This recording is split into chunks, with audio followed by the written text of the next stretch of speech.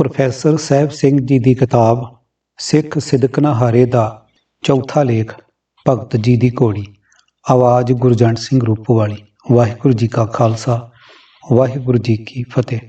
ਘੋੜੀ ਦੀ ਸਾਖੀ।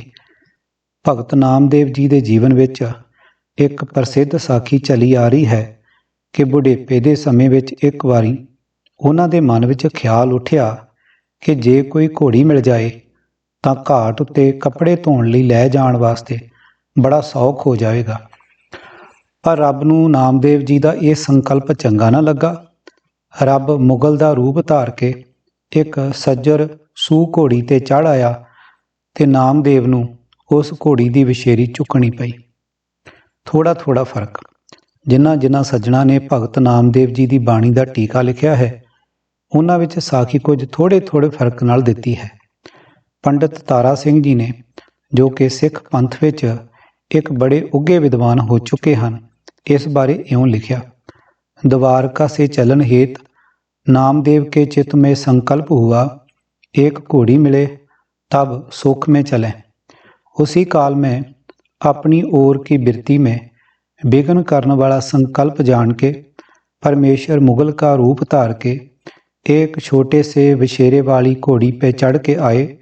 नामदेव को कहने लगा, विशेरा उठाओ।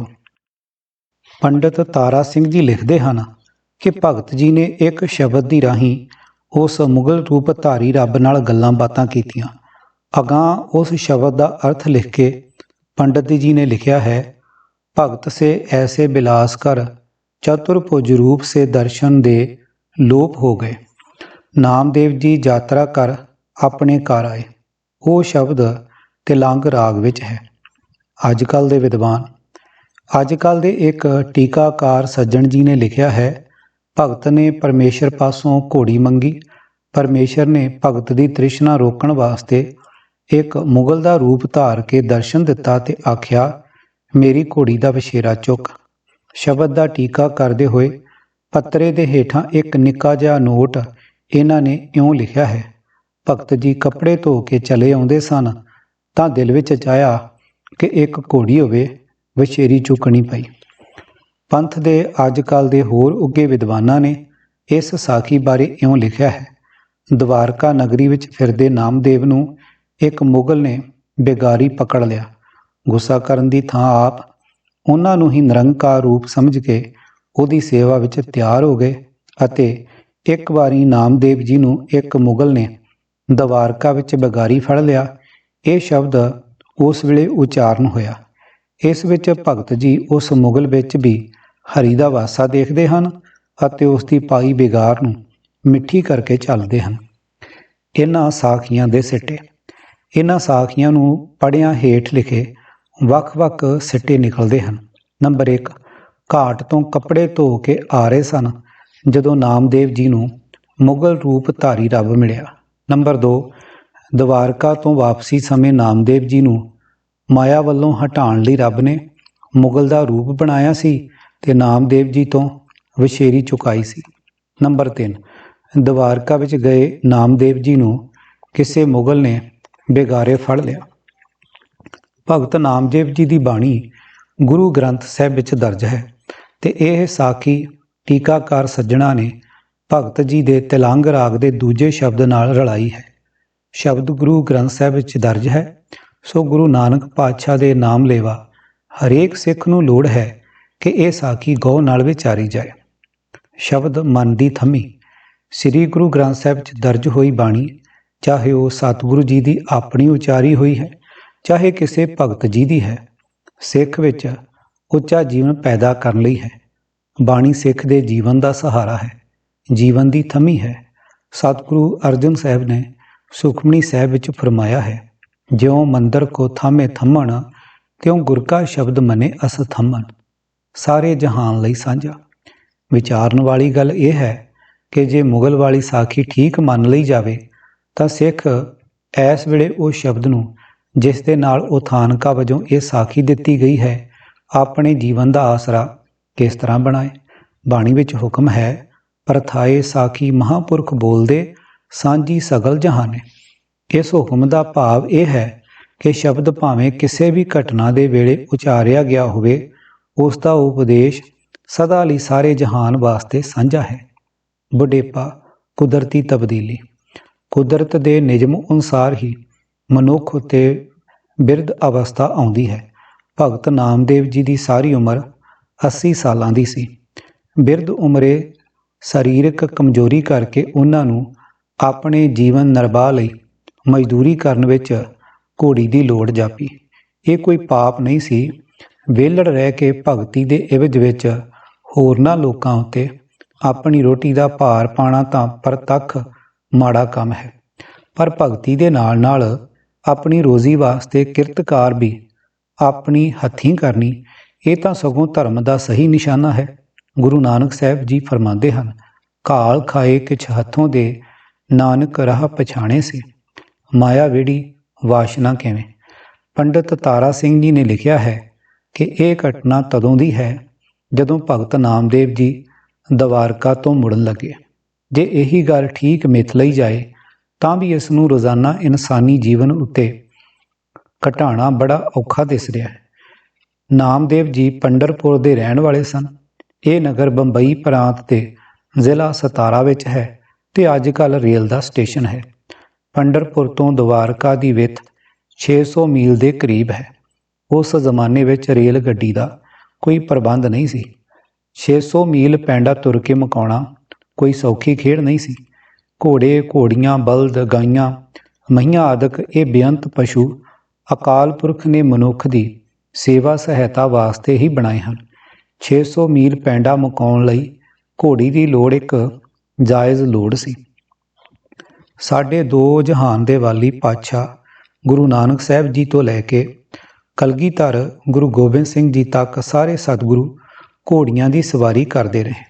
ਇਹ ਅਜਬ ਖੇਡ ਹੈ ਕਿ ਭਗਤ ਨਾਮਦੇਵ ਜੀ ਦੀ ਇਹ ਜਾਇਜ਼ ਲੋੜ ਪਰਮਾਤਮਾ ਨੂੰ ਮਾਇਆ ਵੇੜੀ ਵਾਸ਼ਨਾ ਜਾਪੀ। ਦਵਾਰਕਾ ਦੀ ਯਾਤਰਾ। ਕਈ ਇੱਕ ਵਿਦਵਾਨ ਘੋੜੀ ਦੀ ਵਾਸ਼ਨਾ ਵਾਲੀ ਸਾਖੀ ਦੀ ਥਾਂ ਸਿਰਫ ਇਹ ਲਿਖਦੇ ਹਨ ਕਿ ਕਿਸੇ ਮੁਗਲ ਨੇ ਨਾਮਦੇਵ ਜੀ ਨੂੰ ਵਿਗਾਰ ਵਿੱਚ ਫੜ ਲਿਆ ਸੀ, ਪਰ ਉਹਨਾਂ ਇਹ ਵੀ ਲਿਖਿਆ ਹੈ ਕਿ ਵਿਗਾਰ ਵਾਲੀ ਘਟਨਾ ਦਵਾਰਕਾ ਵਿੱਚ ਹੋਈ ਸੀ। ਇੱਥੇ ਇੱਕ ਨਵੀਂ ਮੁਸ਼ਕਲ ਆ ਪੈਂਦੀ ਹੈ। ਇਤਨਾ ਲੰਬਾ 600 ਮੀਲ ਦਾ ਪੈਂਡਾ ਮਾਰ ਕੇ ਨਾਮਦੇਵ ਜੀ ਦਵਾਰਕਾ ਕੀ ਕਰਨ ਗਏ ਸਨ? ਮਨੁੱਖ ਆਪਣੇ ਘਰੋਂ ਦੂਰ ਨੇੜੇ ਕਈ ਕੰਮਾਂ ਦੇ ਕਾਰਨ ਜਾ ਸਕਦਾ ਹੈ। ਸੈਰ ਕਰਨ, ਕਿਸੇ ਅੰਗ ਸਾਕ ਨੂੰ ਮਿਲਣ, ਰੋਜ਼ੀ ਸੰਬੰਧੀ ਕਿਸੇ ਕਾਰ ਵਿਹਾਰ ਤੇ ਕਿਸੇ ਹਕੀਮ ਵੈਦ ਤੋਂ ਦਵਾ ਦਾਰੂ ਲੈਣ। ਪਰ ਜਦੋਂ ਅਸੀਂ ਦੇਖਦੇ ਹਾਂ ਕਿ ਨਾਮਦੇਵ ਜੀ ਦੇ ਨਗਰ ਪੰਡਰਪੁਰ ਤੋਂ ਦਵਾਰਕਾ ਦੀ ਵਿੱਥ 600 ਮੀਲ ਦੇ ਕਰੀਬ ਹੈ, ਰਸਤੇ ਵੀ ਉਸ ਸਮੇਂ ਵਿਖੜੇ ਹੀ ਸਨ। ਸਵਾਰੀ ਆਦਿਕ ਦਾ ਅੱਜ ਕੱਲ੍ਹ ਦੇ ਜ਼ਮਾਨੇ ਵਰਗਾ ਕੋਈ ਚੰਗਾ ਪ੍ਰਬੰਧ ਨਹੀਂ ਸੀ। ਤਦੋਂ ਸਾਡੇ ਉੱਪਰ ਲਿਖੇ ਸਾਰੇ ਅੰਦਾਜ਼ੇ ਰਹਿ ਜਾਂਦੇ ਹਨ। ਹਾਂ, ਕ੍ਰਿਸ਼ਨ ਜੀ ਦੇ ਭਗਤ ਦੂਰੋਂ ਦੂਰੋਂ ਦਵਾਰਕਾ ਦਰਸ਼ਨ ਲਈ ਜਾਂਦੇ ਸਨ ਤੇ ਪੰਡਿਤ ਤਾਰਾ ਸਿੰਘ ਜੀ ਨੇ ਤਾਂ ਲਿਖਿਆ ਹੀ ਇਹ ਹੈ ਕਿ ਭਗਤ ਨਾਮਦੇਵ ਜੀ ਯਾਤਰਾ ਕਰਨ ਗਏ ਸਨ। ਇੱਥੇ ਪ੍ਰਸ਼ਨ ਉੱਠਦਾ ਹੈ ਕਿ ਨਾਮਦੇਵ ਜੀ ਬਾਕੀ ਕ੍ਰਿਸ਼ਨ ਭਗਤਾਂ ਵਾਂਗ ਦਵਾਰਕਾ ਦੀ ਯਾਤਰਾ ਕਰਨ ਗਏ ਸਨ? ਇਹ ਗੱਲ ਵਿਚਾਰਨ ਵਾਲੀ ਹੈ।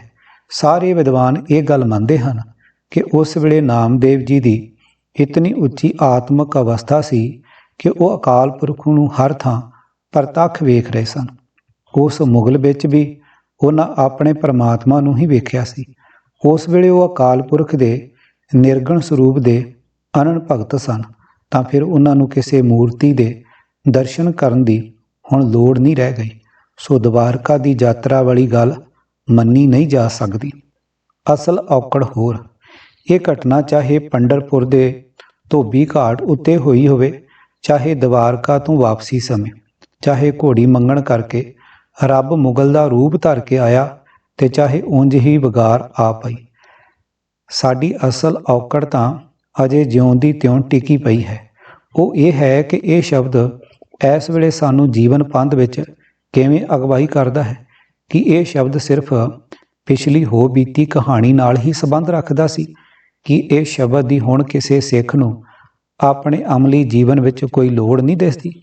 ਜੇ ਲੋੜ ਹੈ ਤਾਂ ਫਿਰ ਇਸ ਸਾਖੀ ਵਿੱਚੋਂ ਮੌਜੂਦਾ ਜੀਵਨ ਵਾਸਤੇ ਕੀ ਸਿੱਖਿਆ ਮਿਲਦੀ ਹੈ? ਮੁਗਲ ਵਿੱਚ ਰੱਬ ਵੇਖਣਾ।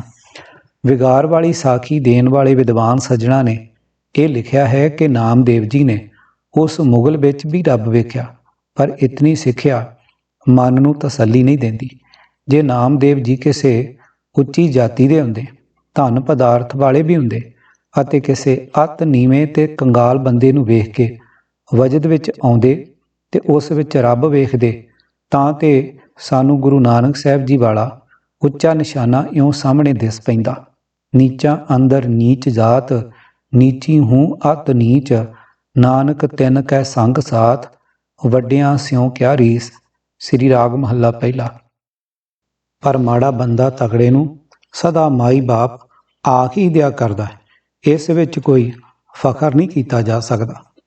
ਕਿਸੇ ਵਿੱਚ ਰੱਬ ਵੇਖਣ ਦਾ ਭਾਵ। ਇੱਥੇ ਅਜੇ ਇੱਕ ਹੋਰ ਗੱਲ ਦਾ ਨਿਰਣਾ ਕਰਨਾ ਵੀ ਰਹਿੰਦਾ ਹੈ।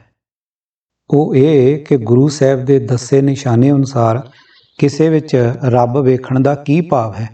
ਫਰੀਦ ਜੀ ਦੇ ਸ਼ਲੋਕਾਂ ਵਿੱਚ ਗੁਰੂ ਅਰਜਨ ਸਾਹਿਬ ਫਰਮਾਉਂਦੇ ਹਨ, ਫਰੀਦਾ ਖਾਲਕ ਖਲਕ ਮੈਂ, ਖਲਕ ਵਸੈ ਰੱਬ ਮਾਹੇ, ਮੰਦਾ ਕਿਸ ਨੂੰ ਆਖੀਏ ਜਾਂ ਤਿਸ ਬਿਨ ਕੋਈ ਨਾਹੀ।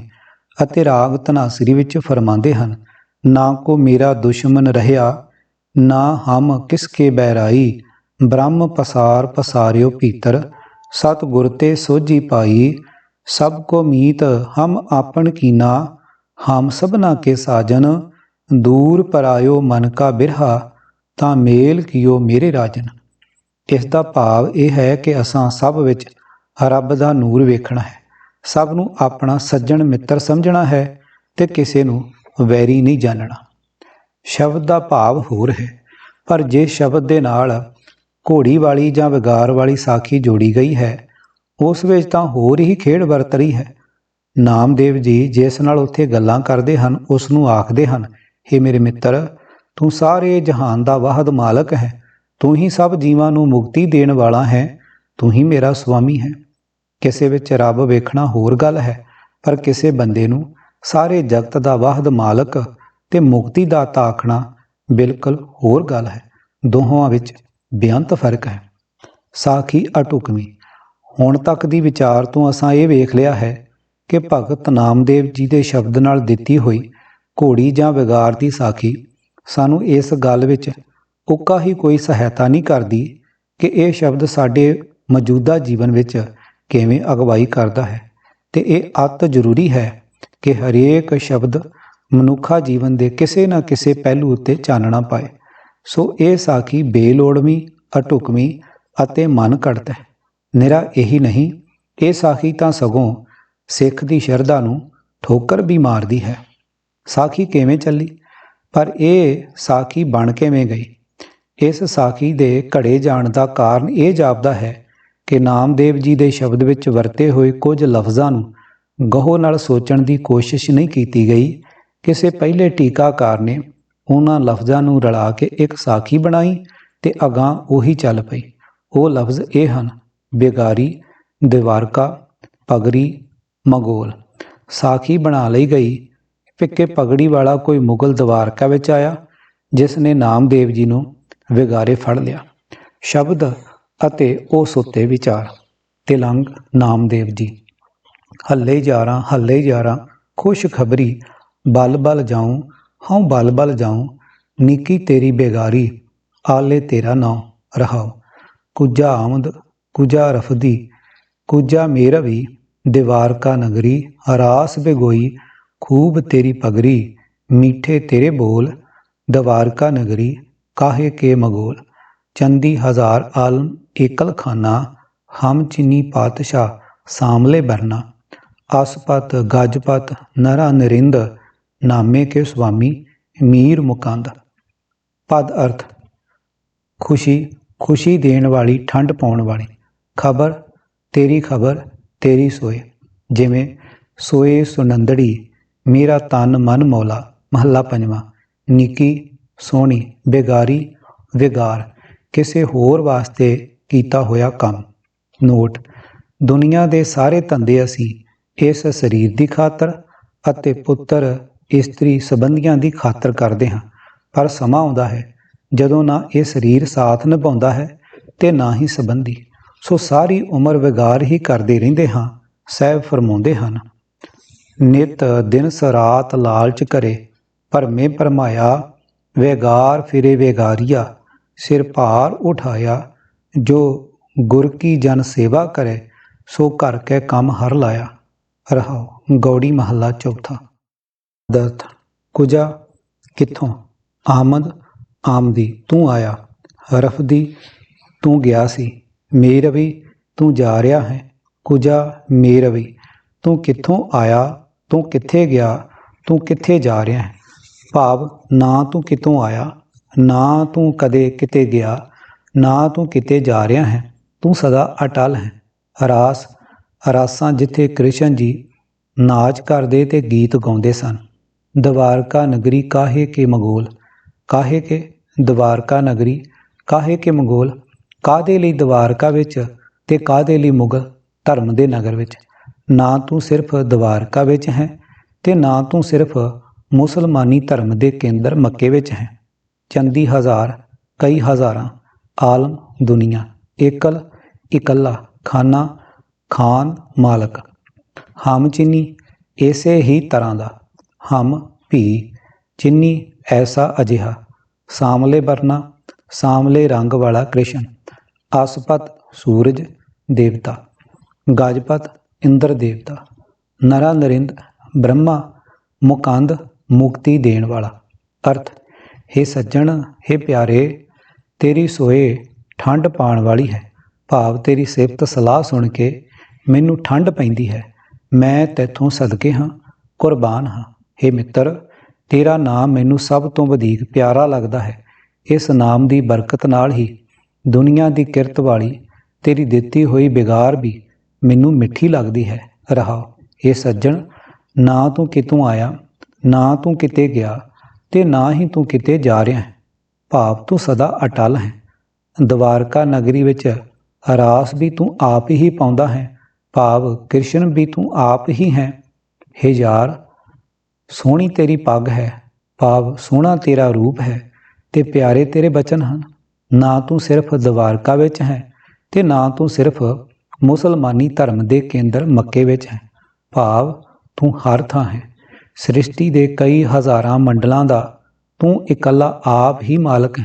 हे पातशाह, इहो जिहा ही सांवले रंग वाला कृष्ण है, भाव कृष्ण भी तू आप ही है। हे नामदेव दे खसम, तू आप ही मीर है, तू आप ही कृष्ण है, तू आप ही सूरज देवता है, तू आप ही इंद्र है, ते तू आप ही ब्रह्मा है। जरूरी नोट, जिवें नामदेव जी ने परमात्मा का स्वरूप बयान करन लग्गियां लफ्ज़ पगड़ी दे बोल वरते हैं, तेवें गुरु नानक साहब जी ने परमात्मा की वडियाई करते करते लफ्ज़ लोयण, नक, दंत ते केस वरते हैं। वेखो वडहंस महला पहला छंत।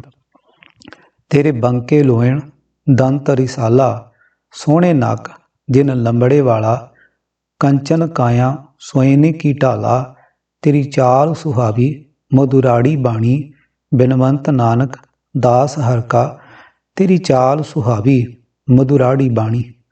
जे लफज पगड़ी मंगोल द्वारका बेगारी वेख के किसी मनुख की कहानी घड़नी है, तो गुरु नानक साहब जी के उपर दिते छंत विच वरते हुए लफ्ज़ लोयण, दंत, नक, वाल, काया, ढाल चाल अते बाणी वेख के भी किसी मनुख की कहानी घड़नी पवेगी।